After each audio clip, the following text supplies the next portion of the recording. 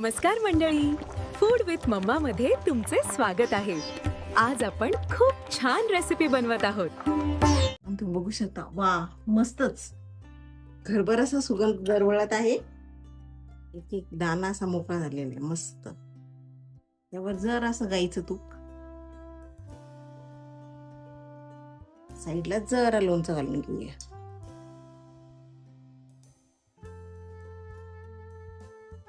नमस्कार सर्वांना, माझ्या युट्यूब चॅनल मध्ये आपलं सर्वांचं खूप स्वागत आहे. आज मी मस्तपैकी चटाकेदार मसाल्याची खिचडी बनवणार आहे. चला तर साहित्य यासाठी मी काय काय घेतलेले एकदा इन्ग्रेडियंट लिस्ट तुम्हाला दाखवून देते.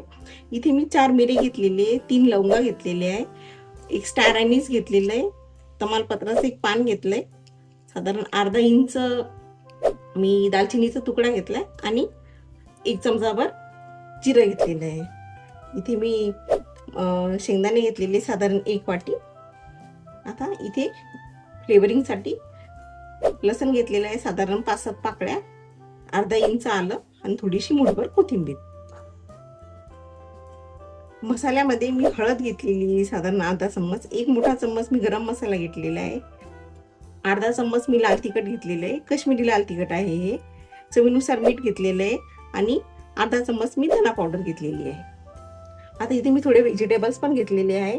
यामध्ये मी शिमला मिरची घेतलेली, फुलगोबी घेतलेली आहे, कांदा, बटाटा, गाजर आणि कढीपत्ता. तर तुम्ही खलबत्ता घेतलेला आहे, त्यामध्ये साधारण ही मुठभर कोथिंबीर, अर्धा इंच आलं आणि या लसणाच्या पाकळ्या छान बारीक कुटून याची पेस्ट करून घेणार आहे. याने आपल्या खिचडीला अप्रतिम असा स्वाद येतो. तुम्ही हे मिक्सरला पण करू शकता, पण जर तुम्ही खलबत्त्यात केलं तर अजून छान फ्लेवर इन्हान्स होतो.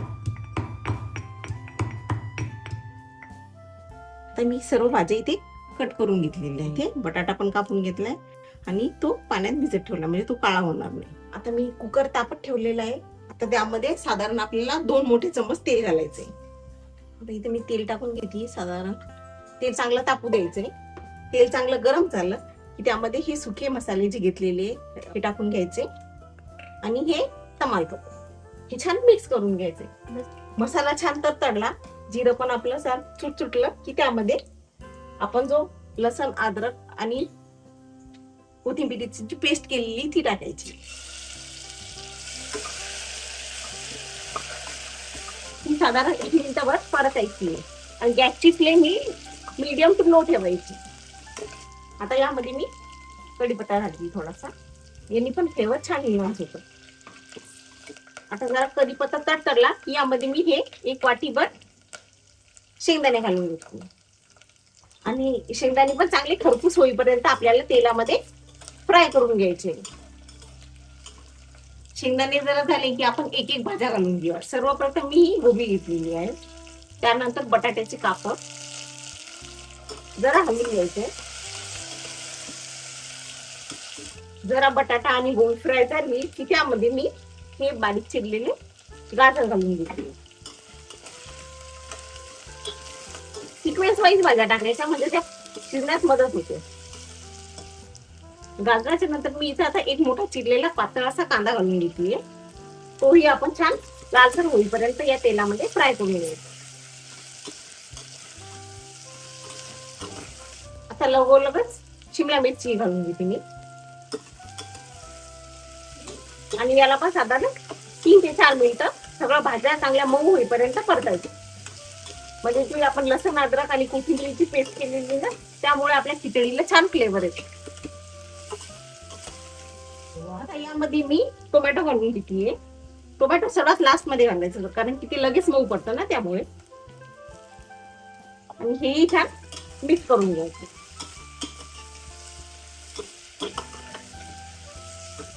अजून याला मिनिटभर परतायचंय आणि यामध्ये मी जे मसाले घेतलेले सर्व यामध्ये टाकून दिले आणि याला छान मिक्स करून घेऊया. मसाल्यांनी छान फ्लेवर असा आलेला आहे, बराचसा सुगंध पसरलेला आहे. छान मिक्स झाल्यानंतर साधारण यामध्ये 2 मोठे ग्लास पाणी टाकायचे, म्हणजे आपले तांदूळ छान शिजतील. हा 1 ग्लास पाणी टाकलेलं आहे मी. आता याला छान उकळी येऊ द्यायची आणि मग आपण स्वच्छ धुतलेला तांदूळ टाकायचा. आता इथे मी राईस घेतलेले आहे, तर त्यामध्ये मी मसूर डाळ, मूग डाळ आणि तूर डाळ हे तिन्ही पण मिक्स केलेले आहे आणि याला स्वच्छ 2 ते 3 पाण्याने धुवून घ्यायचं आहे. म्हणजे यावर काही जी धूळ माती किंवा काही पेस्टिसाइड्स टाकलेले असेल ते निघून जातील. आता मी ना तांदूळ आणि डाळ स्वच्छ धुवून घेतलेली आहे 2 ते 3 पाण्याने. आता ही मस्तपैकी आपण जी खिचडीचा रस्सा बनवलाय त्यामध्ये टाकून घेऊया. तर आता हे स्वच्छ धुतलेले तांदूळ आपण यामध्ये घालून घेऊया.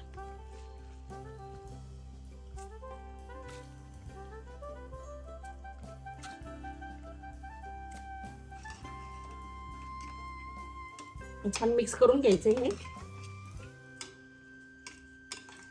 आता हा बासमती राईस असल्यामुळे एकदमच जास्त पाणी घालायचं नाहीये, साधारण इतकं पाणी वरती आलं पाहिजे. साधारण या पद्धतीने तुम्ही असं टाकून चेक करू शकता. तर इतकं पाणी एक्स्ट्रा आहे, म्हणजे यामुळे आपला भात छान मोकळा बनतो. आता याला आपण झाकण लावून 3 शिट्ट्या काढून घ्यायच्या त्याच्या. कुकरची वाफ काढून घेतलेली आहे आणि तुम्ही बघू शकता, वा मस्तच घरभर असा सुगंध दरवळत आहे. एक एक दाणा असा मोकळा झालेला आहे मस्त. चला आता आपण गरमागरम सर्व करून घेऊया.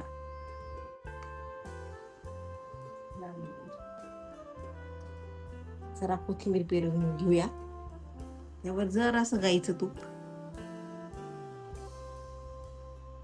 साईडला जरा लोणचं घालून घेऊया. तर असाच गरमागरम मसाला खिचडी बनवा आणि तुम्ही खा. आणि तुम्हाला अशीच जर माझ्या रेसिपी आवडत असेल तर माझ्या चॅनलला नक्की सबस्क्राईब करा. थँक्यू.